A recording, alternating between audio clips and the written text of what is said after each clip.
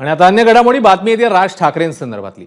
मनसे अध्यक्ष राज ठाकरे आज धाराशिवमध्ये ज्या हॉटेलमध्ये मुक्कामी आहेत तिथे मराठा आंदोलकांनी निदर्शनं केली आहेत।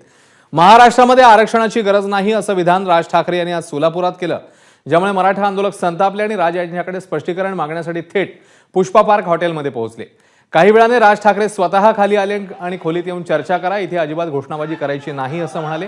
आंदोलकांना ही भाषा अरेरावीची वाटली, ज्यामुळे ते राज यांच्याशी चर्चा न करता हॉटेलच्या प्रवेशद्वारावर गेले आणि पुन्हा एकदा घोषणा देऊ लागले। आपण या ठिकाणी राज ठाकरेंनी येऊन त्यांना कुठल्या आधारावर तुम्ही जाहीर केलं की मराठ्यांना आरक्षणाची गरज नाही? वेळ काय निरोप मिळाला का? आता त्यांनी आम्हाला वेळ देण्याचं ठरवलंय, बघू नाही दिलं तर आम्ही इथंच बसणार आहोत रात्रभर।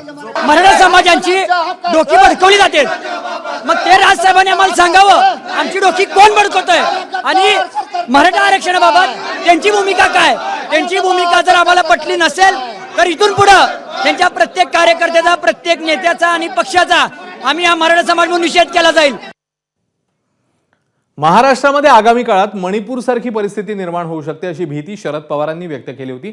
मात्र शरद पवार यांनीच महाराष्ट्राचा मणिपूर करण्यासाठी हातभार लावू नये असं खोचक वक्तव्य मनसे प्रमुख राज ठाकरेंनी केलंय। मराठा आणि ओबीसी आरक्षणाच्या मुद्द्यावर बोलताना राज ठाकरेंनी हे वक्तव्य केलं, ज्यावर संजय राऊत आणि मनोज जरांगे पाटील यांनी पलटवार केले। मला असं वाटतं शरद पवार साहेबांनी याला हातभार लावू नये, कळलं का? महाराष्ट्राचा मणिपूर होणार नाही याची काळजी मला असं वाटतं शरद पवार साहेबांनी घेतली पाहिजे। त्यांचं आजपर्यंतचं राजकारण पाहता त्यांना हवंय का नकोय मणिपूर झालेलं? राजकारणात त्यांनी परत नव्यानं सुरुवात केलेली आहे। ती प्रत्येक वर्षी नव्यानं सुरुवात करतात राजकारणात, बरं का? पण ते गल्ली क्रिकेटपासून टेस्टपर्यंत त्यांना कधीच यश मिळालं नाही। हां, कारण त्यांचा संपूर्ण जो राजकारण आहे ते मॅच फिक्सिंगवरच असतं आणि फिक्सिंग होत नाही।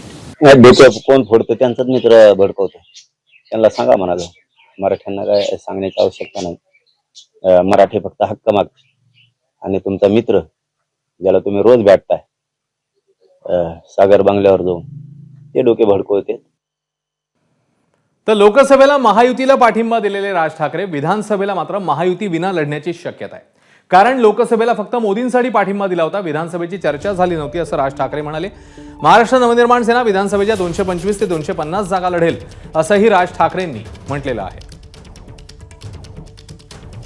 लोकसभेला जी आपली भूमिका होती त्यानंतर विधानसभेला असं चित्र वाटत होतं की आपण माहिती नेमकं काय झालं, आपण नाही काय झाल्याचा विषयच नव्हता। त्यावेळेलाच मी सांगितलं होतं की ही युती ही लोकसभेला नरेंद्र मोदींना पाठिंबा देण्यासाठी आहे, बरोबर आहे?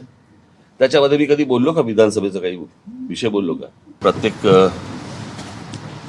मतदारसंघाची छानबीन केली जाईल, परिस्थितीचा आढावा घेतला जाईल